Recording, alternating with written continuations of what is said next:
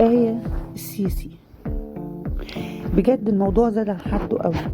يعني المفروض ان حرم وكريمة رئيس الجمهورية بيحضروا فرح أميرة بنت ملك، بيلبسوا ايه؟ خيش ولا بيلبسوا ايه؟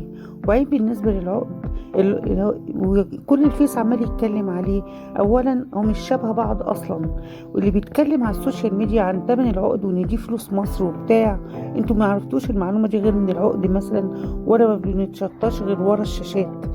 يا جماعة انتوا عايزين بنت السيسي تلبس ايه؟ يعني جلابية مقطعة عشان البلد في أزمة؟ ما كل البلاد فيها أزمات، لكن الدول اللي رؤسائها هم واجهة البلد، وده فرح يعني. رابعا بقى او اخيرا، بعيد انها بنت السيسي، البنت اموره ولبسها محترم ومحجبه وشيك قوي. والجواهرجي على فكره عشان يعرف تمن المجوهرات لازم بيحطها تحت المكبر ويشوف فصوصه مكونه من ايه، وحاجات كتير قوي، حاجات فنيه. لكن خبراء الفيسبوك بيقولوا انهم عرفوا تمن عقد بنت السيسي بمجرد صوره على النت. انتوا مكانكم فعلا مش هنا، انتوا مكانكم فوق. وبعض الاخوه اللي بيكلمونا بالدين وبيعرضوا عمال على بطال، ما فرحهمش ان بنت الرئيس لابسه لبس محتشم ومحترم ومشرف لكل المصريين، ولان ان كل اللي بيفكروا فيه الفلوس وتمن العقد اللي لابساه بكام. ليه كده؟ ليه كده بنحاول نقلل ليه من رموز بلدنا؟ يعني الموضوع زاد عن حده جدا.